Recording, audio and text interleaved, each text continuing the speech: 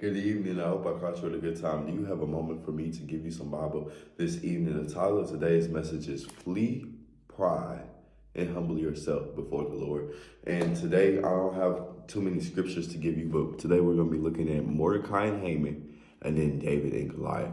You see, Mordecai and Haman, when Haman and Mordecai got into it because Haman didn't like the Jews, Haman had devised a plan to build these gallows to have Mordecai killed. And when the queen Esther showed the king that Haman was trying to get the Jews annihilated, he had Haman hanged by the same gallows that Haman was planning and professing for Mordecai. And the reason he had these gallows built was because he was talking and boasting with his friends and his wife about how great the king had blessed him and all the mighty works the king had exalted him for.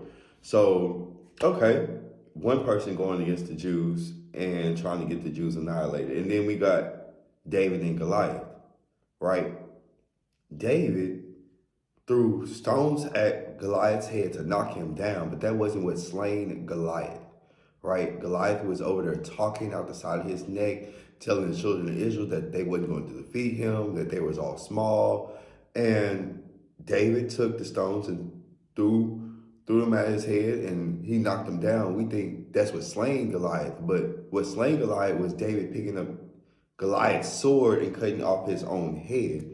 So we see two people, two giants, Haman and Goliath, talking, right? They're being prideful in their talk. They're being boastful in all the things that God has blessed them with, or their God has blessed them with, the strength that Goliath had, the size Goliath had, and then Haman with the king and how he had the king's command and how he was able to basically just go around acting like the king. He was boasting in that pride. We can learn from us that today for us, that when we boast in our pride, we boast in our things and how we're talking about other people or how we're putting other people down, that those weapons can be used against us. As we see, Haman's weapon was the gallows that was used against him, and Goliath's weapon was his sword that was used against him. I don't want you to die, right? Physically, mentally, spiritually. So I want you to humble yourself before the Lord and flee pride. And with that being said, I love you. Jesus loves you. I hope you have a phenomenal rest of your night.